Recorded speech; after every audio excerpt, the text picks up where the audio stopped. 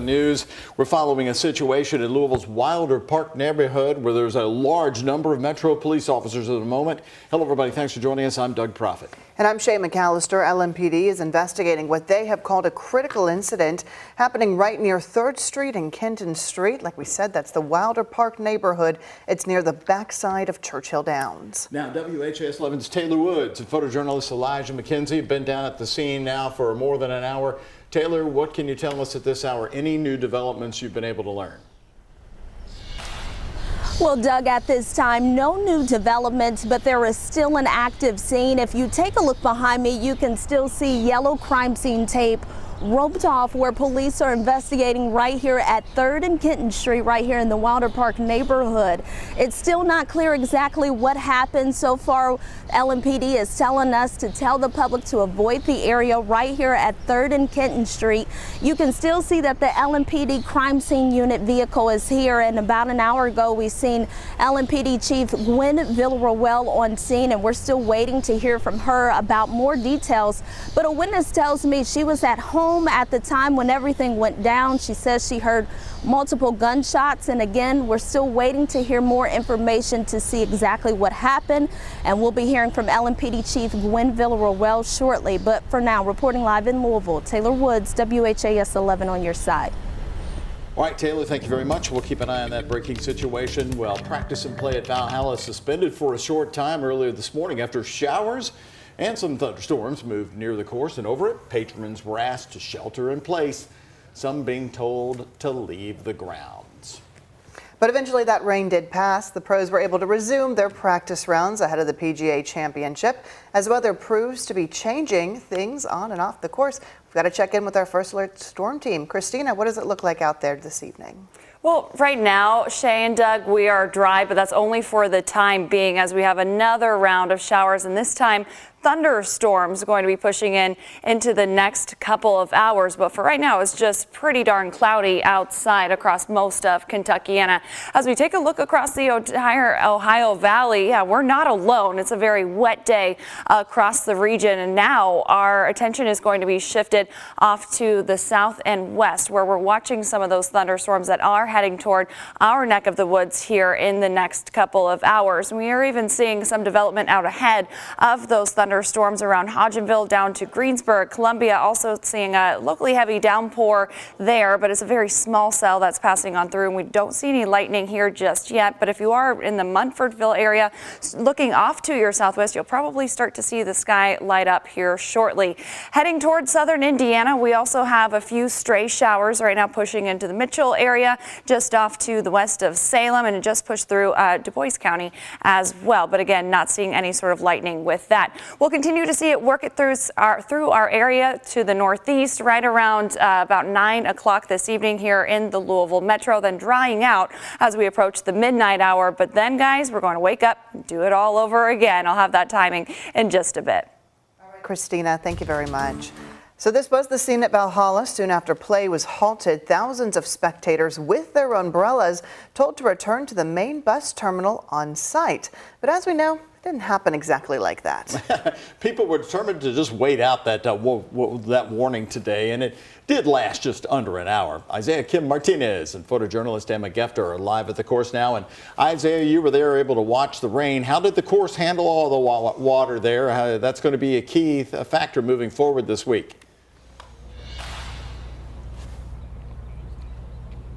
Well, Doug, Shay, it's still a bit damp, right, as you can imagine, but like Christina had mentioned, kind of rinse and repeat. We're seeing the same kind of cycles. It'll rain for a moment, then the sun will come out. Literally, it was out 3 minutes ago. I thought we were going to have some sun for you, but again, some clouds covering again today. It's what we've been seeing, but kind of the bigger picture issue we saw today were some of the folks unsure where to go when that warning came in. The signs no one wanted to see, but in some ways were inevitable. At the range Tuesday morning at Valhalla, play suspended. We're under emergency. The golf course is closed. Thousands of fans around the course scrambling to find cover. The directive from authorities to evacuate. The signs that are saying weather warnings to seek shelter but we're trying to figure out exactly where shelter is. So they told us to go to the buses, but we're just going to stay out here. Just past 10:15 here this morning, and we've seen a sea of umbrellas walking through the 13th fairway. A lot of folks, one of the stations to get food here. We're seeing huge long lines. Naturally, any place where there is cover. Matthew Murdoch and his kids in lockstep with dozens of people heading to one of the nearby market stations to wait out the warning. Did you shuttle here? We shuttled here, from the Expo Center. No one's told us anything where to go. So we're just trying to get some food. We'll probably hang out until lunchtime.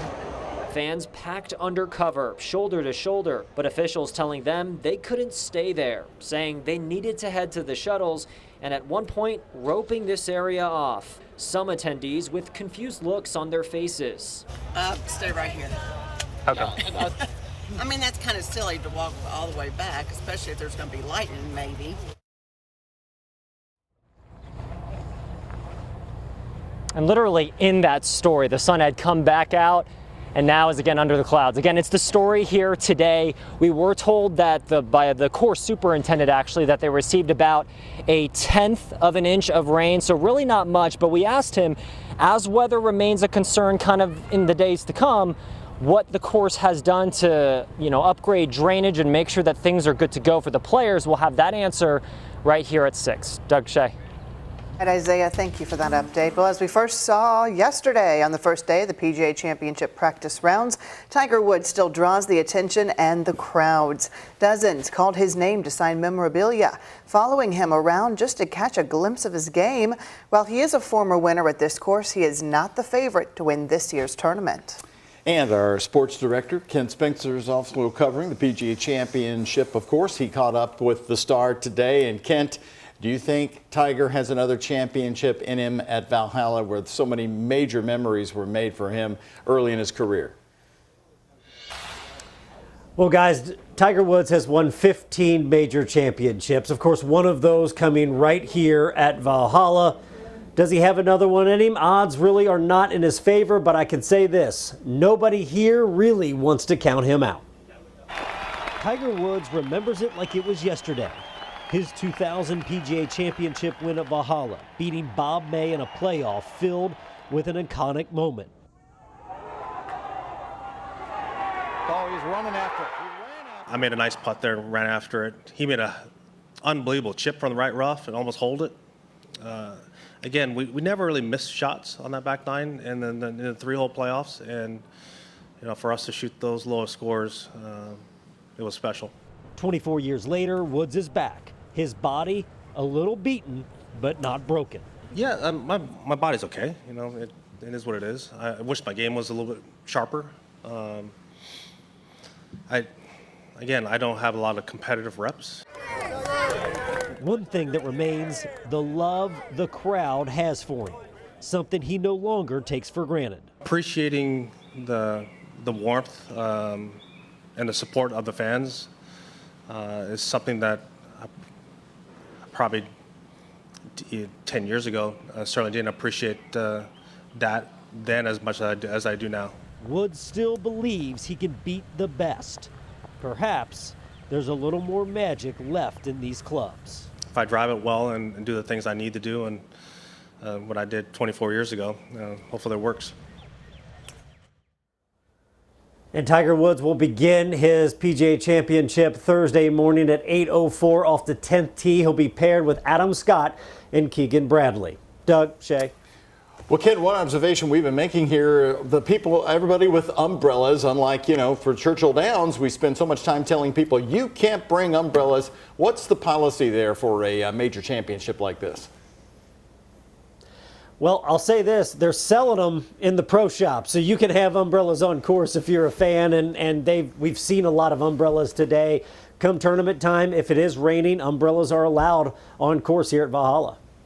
Okay, good to know. Thank you, Kent, very much. Kent, one more question I wanted to ask you. You've been watching the course there. How well does it drain in these downpours, and how could this impact the scores we could see in Louisville later going into the weekend?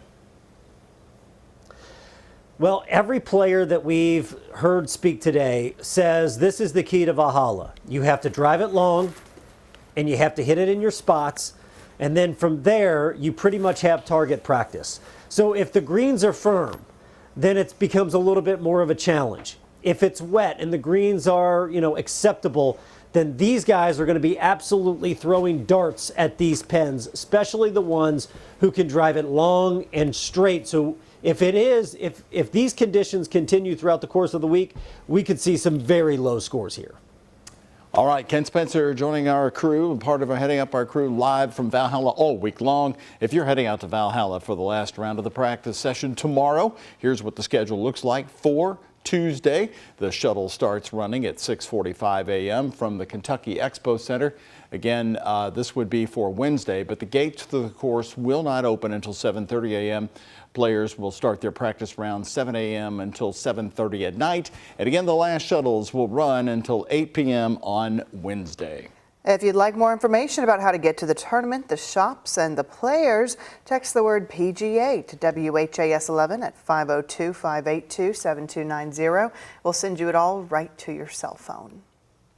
And more news right here at 5 o'clock. Negotiations continue after the Louisville Firefighters Union voted against a 5-year contract with the city. That deal would have included a 24% pay raise. Important talks underway. The mayor's office says it's the largest proposed single pay raise into the department's history. Those discussions are still on the table as the fire department looks to recruit new men and women. Jose Alonso asks if the negotiations will impact people looking to take on the job. Union members say the increase is suitable, but they're concerned about the 5-year term, specifically their uncertainty of the local market and cost of living within the next few years. Those things brought them a lot of concern and ultimately, I think, swayed their vote. When it came to the vote, 51% voted no, while 49% voted yes. What does that say about how the firefighters are feeling? The body is 500 people, and the majority of the body has said, we appreciate this offer that the mayor's made, but it needs to be incrementally better. The mayor had proposed the pay increase would be based on salary only. The union wants the percentage to apply to the additional pay based on their time of service as well. We have an interest in doing that. Our membership has an interest in doing that. We hope that the mayor's office has an interest in doing that as well. Taylor says they are also looking out for future recruits. LFD has seen a decrease of applicants throughout the years. When I got on just over 11 years ago, we were roughly around 2,000 applicants. I think the last process held around about 800 applicants. Donovan Sims with the department is part of the recruiting process. They recently created this video to entice more people to consider the job. While you're in that academy, you're getting full-time pay. You're getting paid at a great pay rate. Like, you're not coming in here and putting in a lot of work and not reaping a benefit. The Academy is a 26-week-long course where recruits obtain an EMT certificate and more. But it's the newcomers' future that the union is fighting for. My pension versus the new hires' pensions is significantly different. And that, I think, for the most part, is having an impact on our ability to attract and retain people in these public service jobs. Taylor says the current extension with the city will expire at the end of June, and if no agreement is met, they expect to sign another extension. In Louisville, Jose Alonso, WHAS 11 on your side. By the way, we also contacted Louisville Mayor Craig Greenberg's office for comment. In a statement today, they told us we had hoped to reward the heroes of the Louisville Fire Department with historic 24% pay raises, and we are disappointed the proposal has not been accepted. We must now prioritize the 11 other expiring union contracts, and will revisit the firefighters' contract as soon as possible. Right now, Metro Police are increasing patrols in Cherokee Park after multiple reports of a man exposing himself and touching women. LMPD says on May the 2nd it received several calls from various areas in the park.